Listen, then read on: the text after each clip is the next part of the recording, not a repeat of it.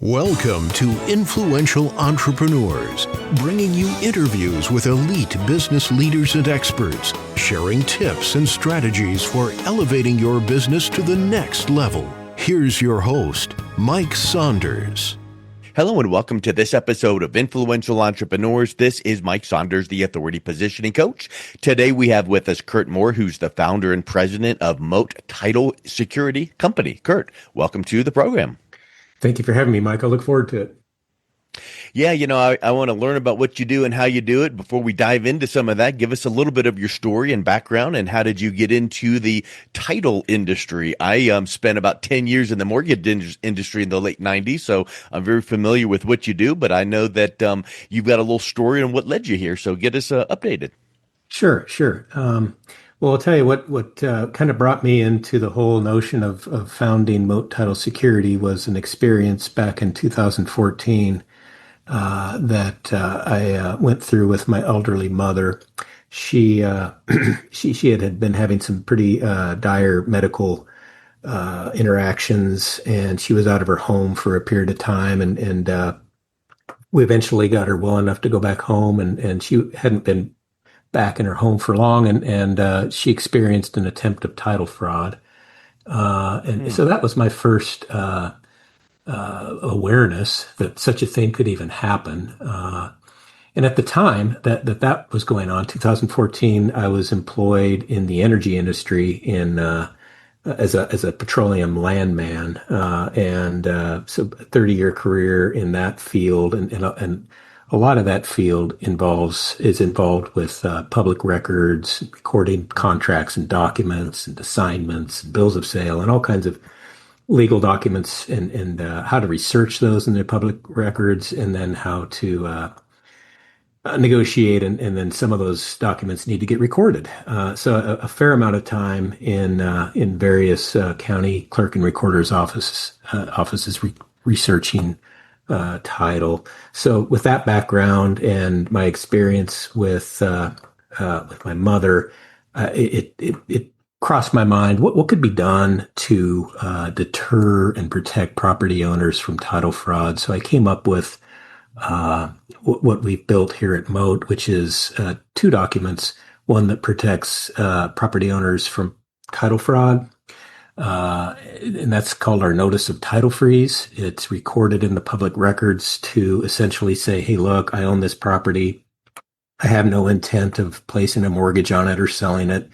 If I do intend to do anything to change the title to my property, I will first record a release of title freeze. In the absence of my recorded and consent to a change document, such as a deed or a mortgage, if something gets recorded, it's fraud because I'm freezing my title. So we wired that to look very similar and behave very similar to a consumer credit freeze, if you're familiar with that. Yeah, kind of like do not open up new credit on my account before notifying me or something like that. Exactly. And I would encourage everyone to freeze their credit. I've froze my credit, and it just like you just said, it protects you from new credit being opened without your consent, and that's where the most damage can happen to a consumer credit. I think we all have credit cards, and periodically, at least in my experience, one credit card or another credit card, they'll just send you a notice saying, hey, look, we're going to send you a new card. We've discovered fraud on your old one. So we shut that one off and we're going to send you a new one. And, that's annoying, and it leaves you feeling a little bit violated, and it upsets, anything that you've got, monthly charges against that card. You're going to have to reassociate those to the new card number, but it doesn't cost you anything. It's not generally a big blowout. The big risk is someone can use your social security number and other personal information to open up new credit, and that's where the damage can really be done. So freezing your credit is again, I would highly advise it to protect yourself from consumer credit fraud. And again, that's largely how we've designed our Notice of Title Freeze to behave. Unfortunately, there's not three places where property deeds and title is recorded. There's literally tens of thousands of places where they're recorded, depending on where you live. So you can't just go to three credit agencies or three public recording outfits and freeze your credit. You have to prepare a document that we've come up with, and we'll prepare that for our clients and tailor it to the state where they live and record it in the county clerk and recorder wherever the records are kept in the locale of where their property is, and just put the public on notice that our client has frozen their title, and they don't intend to do anything to change their title. And if they ever do, they'll first release that title freeze to make it legitimate. So that's really curious because I know that in the industry, we all get I've seen the TV commercials or the mailings or the emails, monitor your title because of the fraud you mentioned. And I'm familiar with, ID monitoring or credit monitoring, like those services. And those make sense because that's kind of like it's really a known industry, like, oh, someone inquired on your credit and open this up and let's get notified. In my opinion, it's really hard to comprehend some service monitoring your title and being accurate about that. So what your solution provides is just like a stake in the ground. Boom, we're freezing it. So am I correct in thinking that it really seems like it's not as feasible or accurate to monitor title activity? Well, it's a great observation on your point. Our primary competition is made up of about a dozen companies that will, for a fee, some kind of subscription, perhaps monthly or annually, will monitor your title.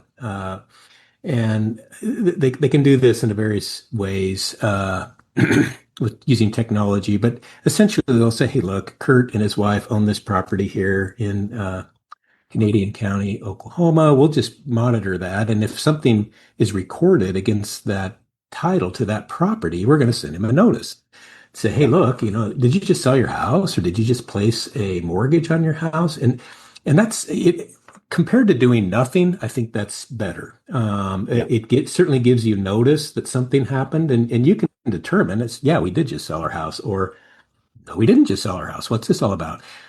So it at least gets you early in the game notice that potentially something bad has happened, and it gives you an opportunity to start rallying around that and taking corrective action. The difference between that and what we're doing is, we're proactively, like you said, putting a stake in the ground, putting a notice in the public records that just says this can't happen without my consent. And if it does happen, it's fraud. And those monitoring things, how up to date are they in this sense? Like if you went down to file one of those fraudulent title, scam deals, at what point is that actually even triggering a notice to go out to you, whether by email or mail? And I'm just thinking that in some counties or some areas, you might file it one day and the fraudster's off doing their thing. And then it might be 30, 60 days before it bubbles up to you. Yeah, that's a good point. If you ever have time, or if anyone listening to this call ever has time to go down to your local clerk and recorder and just spend a little time understanding what a day looks like in their world, they're literally getting bombarded with thousands of filings, and they can come from, legitimate transactions. I would say the vast majority are, generally real estate transactions or associated transactions to the property, like mortgages, deeds of trust, and things of that nature. But it is a tsunami of information. And there certainly is, depending on the county and how busy the county is, I would call some kind of a lag between something got presented to record and it got recorded and then it's discoverable. So that presents some risk. And I just think it's worth noting, I don't understand how all of the various monitoring companies are doing what they're doing, but we get advertisement from a couple of the companies that do that. And, they're literally sending mailers to the prior owner of our property. And we've owned that property since September of 2021. So I think there certainly is some risk that are they how up to date are they with the records and how is that perhaps negatively impacting what they're able to do with their monitoring program. Yeah, that's a really good point. And it also makes me think of something as well with the kind of the stake in the ground kind of a concept you're taking. It's kind of like you're preventing you're preventing that future Yeah, yeah, versus hoping that someone, is in a county where they're going to get that notice yeah, and in reality some of these fraudsters, they're moving and shaking, so they could yeah, go file something in within 2-3 weeks. They're often and got all kinds of things negative happening. Whereas your deal, and it reminds me too, like I mentioned, I was in the mortgage industry. I know that we would pull title and go, okay, it looks like you want to refinance. Oh, you've got, a first and a second and a mechanic's lien. And what's this tax lien? So when yeah, these yeah, liens go on your title, you've got to clear them. So what yeah, you're doing is yeah, putting that lien on the title, so to speak, yeah, but you're locking it so that nothing can happen. Even if it's you, even if you want to yeah. refinance your own house, you That's have right. to unlock it. That's right. Those are all good points, and we've had experience with Moat clients that essentially just forget that they've frozen their title, and for one reason or another, they go down the road of replacing a mortgage because the rates have changed, or maybe they're taking out a second, and they just simply forgot that they have Hmm. frozen their title, and it gets disrupted. We usually get a kind of a panicky call from a title company or the owner saying, "Oh, gee whiz, we've got a closing set up for next week, and we forgot to unfreeze our title." So Right. there's certainly some validity that by recording a notice of title freeze in the public records, it sits there, and it's going to be. It needs. There's clear instructions in there of what to do to get it released, and in the absence of that, it's the title's frozen, and anything that gets recorded without first releasing that is presumably fraudulent because the owner's only Yeah. allowing and accepting documents that they personally built, and no one else can record something else. So we believe strongly that it is a proactive and it's a deterrent. And if you think about if I'm a bad guy and I'm perusing through the neighborhood where my wife and I live, and there's 10 homes on our block. And if I'm just looking at those houses because they meet my criteria, they're higher value homes and older folks owning them and little or no mortgage. They've got their matrix of what they're looking for to consider an attack. Say of those 10 homes, Curt and his wife have a notice of title freeze and the other nine don't. Our view is they're going to position themselves to consider the other nine and just leave the one with the notice of title freeze alone. Why would I do that? There's nine others here that Because I could isn't attack. the bad actor going to run title on their Yeah. target properties, and they're Yeah. going to see, ooh, free and clear, free and clear, free and clear, let's go. And then they're Yeah. going to see, oh, this one has a first and a second. Oh, this one has what's a title free? Oh, move on. Exactly. You're Okay. exactly right. That's the ascension that we believe. Because if I'm going to attack Mike Saunders' home, I need to know how to build the fraudulent deed. So I need to go to Yep. the public records and see how does he own it and what names does he own it in. So when I prepare my fraudulent deed, it's synced up right. Yep. So they are going to do some level of research. I don't know if they're a 10 out of 10 or an 8 out of 10 or a 2 out of 10 in skills, but they are going to have to at some point get in there. And that's why we put our documents right out there so they can see them and be deterred. So that's the win. But if they ignore it or don't understand it or don't care and attack anyway, our second level of defense is if you're attacked, you're gonna have to clean that up. Yeah. You're going to have to take some action to get that fraudulent recording out of the public records and clear your title up. Otherwise, it's going to be a cloud on your title. So we believe our notice of title freeze will expedite how quickly you can get that fraudulent recording out of the title and not be an impact on your title. And have you had cases or done research where, um, I mean, I don't want to use the word guarantee impenetrable, but in other words, is it possible to pierce through that? Like if you had a notice of title freeze and some fraudster wants to come in, are there cases where someone still lost their house and now they're kicked out because someone took it over, or does this take care of it because of having that freeze on the title? It's a great question, and we just don't have any experience with an attack being made against a property where we have worked with a client to freeze their title. I imagine that day will come, Yeah. but so far we've not had an attack. It's probably just like anything, like, we need to go off the grid because people can access and steal your identity. And it seems like no matter what you try, Yeah, there's people out there that can get whatever they want, but we yeah, should be careful to put as many protections in place. So and again, before we started talking, I thought you owned a title company that sure.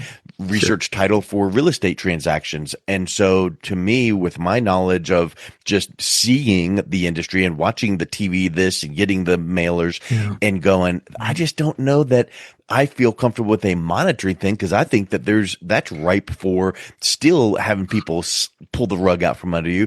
To me, this makes total sense because you're filing something on the title. So Yeah. now, let's say that I have that on my property and I want to go and refinance or sell my property. Is it just a matter of me getting notified? Oh, hey, it looks like you've got this title freeze on there. You need to approve this, or what's the process to then get that removed so I can do the next thing I need to do? Sure, sure. That's a great question, and we actually have two ways to do that.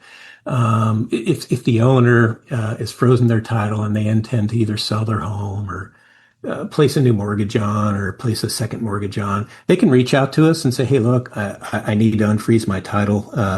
I've got a closing that I want to do," and we'll help them build a no release of title freeze and get that executed and recorded so it doesn't trip up their closing.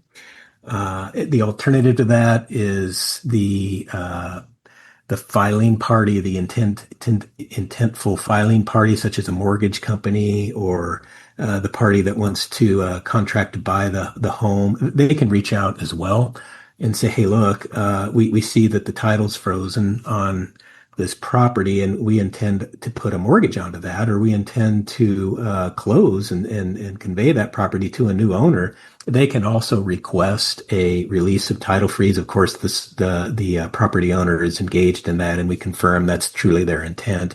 So there's two different ways that the release can be requested, and then we'll Because once confirm. the freeze is on title, it's kind of like if Bank of America has a mortgage, then the other title company that is saying, "Oh, we need to put this, new lien on for a first mortgage or whatever," they know, "Oh, let's call 1-800 Bank of America to get this released to do our thing." Well, same with you. Your information's on there. They could Yeah, contact you and you would go, yeah, "Okay, great. Let's start processing this," which then yeah, you reach out immediately to the homeowner to say, right. "Is this legit? Are we moving forward?"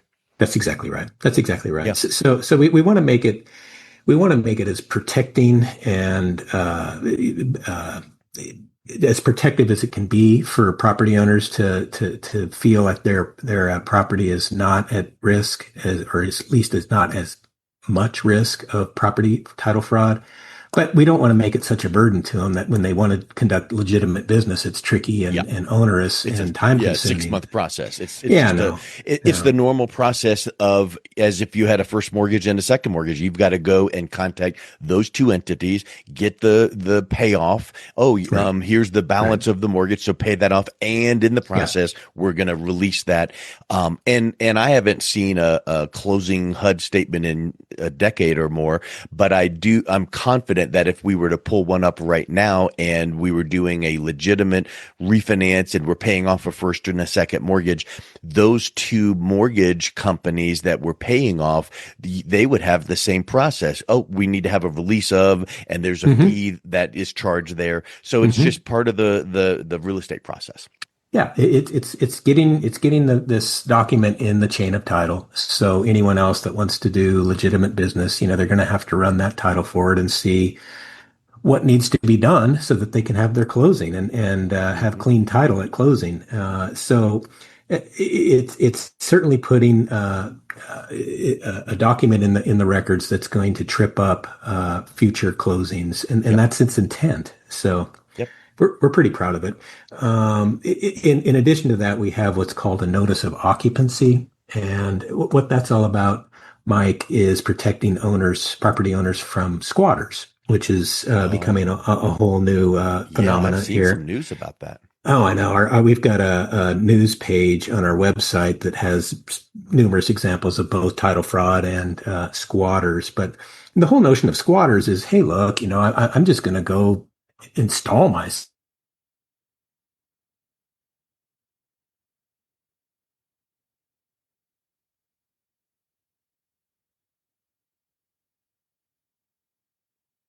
uh, it, different mentalities of how they will respond to these claims. But at the end of the day, if my wife and I own a rental property, if someone jumped in there and took over and said, "Hey, look, we're your tenant," and we discovered that, the first line of defense is call the authorities. You're going to call Yep. the the police. You're going to call the sheriff. You're going to call somebody and say, "Hey, look, I own this property, and there's somebody in there. Go get them out."